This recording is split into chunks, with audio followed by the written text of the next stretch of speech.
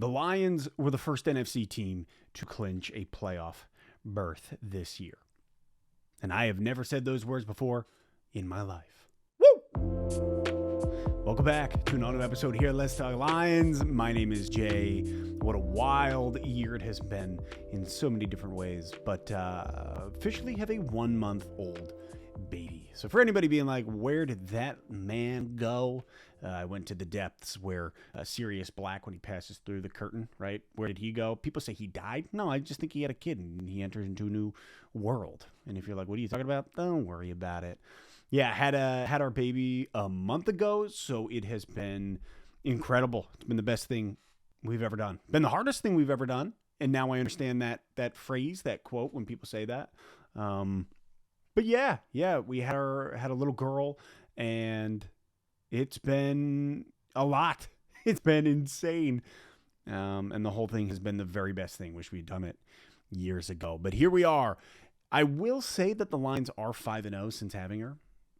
So just something to consider in the grand scheme of things. Maybe it was always about her. What do we got here? Wanted to celebrate the Lions being the first team to clinch in the NFC with a berserker by Griffin Claw. Never had it. Figured, as much as this is a Lions channel, it's also a beer review channel in many ways. It's a berserker, a Belgian strong ale. It says that it was at the Michigan Ren Fair, which I went. Didn't see it there. Then again, had a Guinness, so. Oh, that's good. Yep, that's good. That's good. Holy smokes. Okay, Griffin Claw. I see you.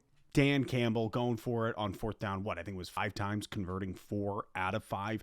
2 of them for TDs, which is insane. 1 to Patrick, 1 to Gibby, which you don't see often. I'm pretty sure I heard Rich Eisen say last time a team did that was the 2010 Dallas Cowboys.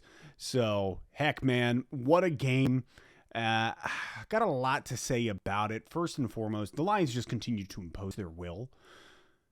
But before we get there, Matt LaFleur, I don't know if there is another coach who cries more about calls not going his way than LaFleur.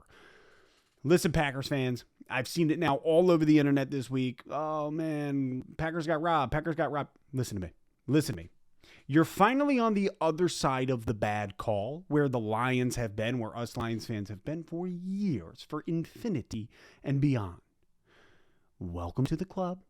It sucks, but it happens. And if you guys endure 10 more years of being on the wrong side of the call, then we can have a conversation. Because until you have been Calvin Johnson in the end zone, until you have been Des Bryant helmet off, until you have been time and time again, quite frankly, I don't want to hear you whining. Just accept the fact that you lost. Dan Campbell could put your coach in a headlock and bury him into Davy Jones's locker like that. LaFleur seems to cry constantly, whine, and be a baby about everything. Just, man, accept it. Just accept it. Lions are better than you. And I know that's a tough world to live in, but here we are. So, until you've endured 10 years of missed calls and bad calls and things that ruin you and actually rob your season, rob your whatever, until then, just accept it. And then after 10 years, we'll take your bad calls, we'll take our bad calls, we'll put them in a box together, and we'll bury them in the backyard with my dog Skip. How about that? Packers are still a threat, man. That is one solid team. And I know for the amount of people who are like, man, going for it on fourth down, I don't like it. I was just having a conversation with a buddy at lunch. Listen, dude, it's live by the sword, die by the sword. That is what we do. And a lot of people look at Coach like he's this big meathead, like this dumb jock. But my guy's just following the analytics, and my guy believes in his team. Dan Campbell believes in the offense. He believes in Goff, and he told them ahead of the game, listen, we got 13 defensive players on IR. We are going to win this game however we have to, and that means offensively keeping the ball in our QB's hands. You got 43 seconds left. What are you going to do? Put the ball in Love's hands and say, enjoy a 43-second, 90-yard, 80-yard rush down the... Like, it's going to happen. And so in Campbell's mind, hey, let's either go to OT, win this game, or die trying. And I love it.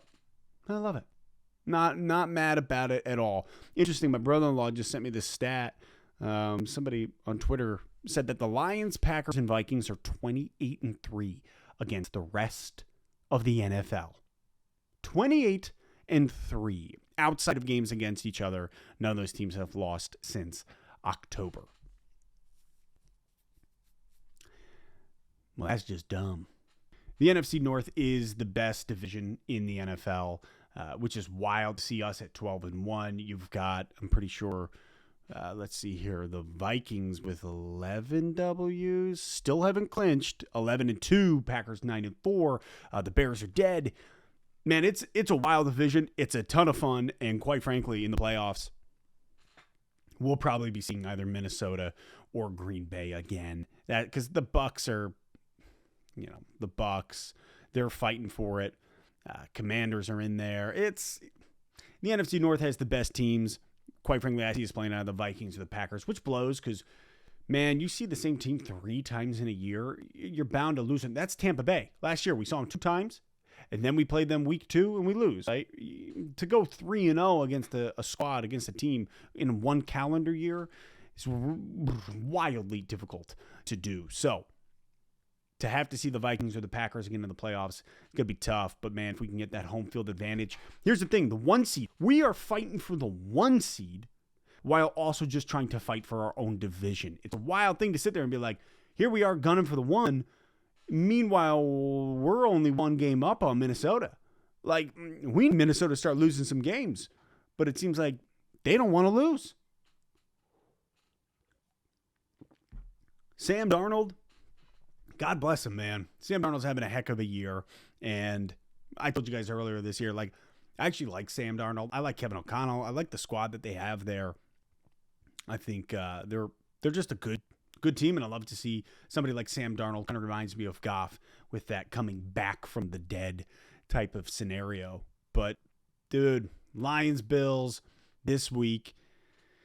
The Bills looked unbelievable. Well, Josh Allen looked unbelievable against the Rams the other day. The Rams looked good. Don't want to see them in the playoffs. But the Bills coming to town, I think our best bet against Buffalo is run the ball. Put the rock in Montgomery and in Gibbs' hands and just continue to run it down their throat. Josh Allen's probably going to run for 100+ yards. You could probably take that bet right now. I would. Because, hey, as much as our boys are stepping up, we're talking Josh Allen. And guy's got an arm. I foresee a lot of running from Allen and from the Bills in general because, man, Kirby Joseph, Brian Branch, Carlton Davis, Terrion Arnold, these guys, they have stepped up. It's amazing the weird switch, right? Where like last year, you look at it was our secondary that was brutal and our D-line was unbelievable. And now you have this huge flop. Granted, most of that flop is because of, losing Hutch, losing Davenport, losing Pascal, losing McNeil, losing Rodrigo, losing Anzalone. Should we continue? Derek Barnes is gone. The list of guys that we have lost this year defensively. And that's why the 1 seed is so important. The 1 seed is so vital so that we can have a little bit more time for our boys to heal up heading into the playoffs. You can get that 1 seed. Get that bye week. You get Anzalone back by the division round. You can get, and from what I'm hearing, Hutchinson is looking pretty good. And they're talking if the Lions were to make the NFC Championship game, he could be available for it, which is one of the craziest things. He must have gone and seen a monk somewhere in Malaysia in order to be that healthy that fast. Or he's just Aiden Hutchinson, which makes a lot of sense.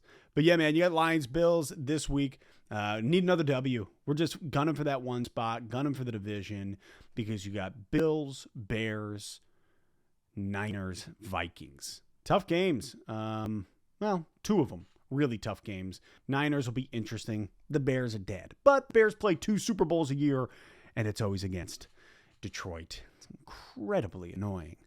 All in all, seeing us where we are, it's been a phenomenal year. Sorry I haven't been around as much as I would have liked to have been. It's funny, making all the videos I made during the Matt Patricia era when everything sucked, and then the year that we get, phenomenal. Last year, obviously, was great, but this year just having an off year in the channels world. So thank you for hanging out. Thank you for supporting us in this time with baby coming, the Lions being 5-0 since she was born, and really just hanging out on the one and only Let's Talk Lions. I know there's somebody else going by that name out there, and you know what they say? Imitation is the greatest form of flattery. So to you, sir, thank you. Thank you. That is it. That is it for today. Lions, Bills this weekend. 4:25 game. Can't wait. Can't wait. My brother's obviously a huge Bills fan, so this sucks. And it's funny because they had a baby within the same week as us, their first kid, and then our first kid.